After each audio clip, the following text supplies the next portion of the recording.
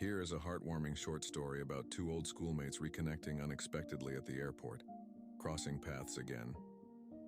The airport was bustling, a sea of hurried travelers dragging suitcases and rushing to their gates.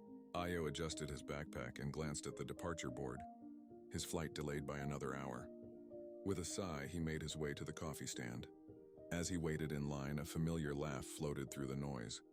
It was a sound he hadn't heard in decades but recognized instantly. He turned, eyes scanning the crowd, until they landed on her, Funk, his classmate from secondary school.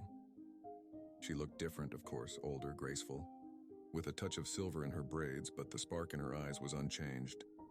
"Funka?" Hayo said, almost unsure of his own voice. She turned, blinking in surprise. Then her face lit up. "Ayo, oh my goodness!" After all these years? They embraced, laughing at the improbability of it all. "What are the odds we'd meet here?" she said. "Life has a funny way of circling back," Ayo replied. They found a quiet corner in the cafe, reminiscing over steaming cups of coffee. Stories flowed easily, of teachers they once feared, pranks they once pulled, and dreams they had shared as teenagers.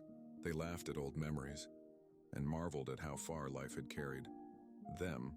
Ayo, now a civil engineer returning from a conference, Funk, a teacher on her way to visit her grandchildren. For a moment, the years melted away. They were no longer two seasoned adults in an airport. They were simply two schoolmates, sharing laughter like they once had in the dusty corridors of their old school. When the boarding call came, they exchanged numbers, promising to meet again, this time intentionally. As Ayo walked toward his gate, he smiled to himself. In a world so vast, full of fleeting connections, some bonds had a way of finding their way back, just like old schoolmates crossing paths again at an airport.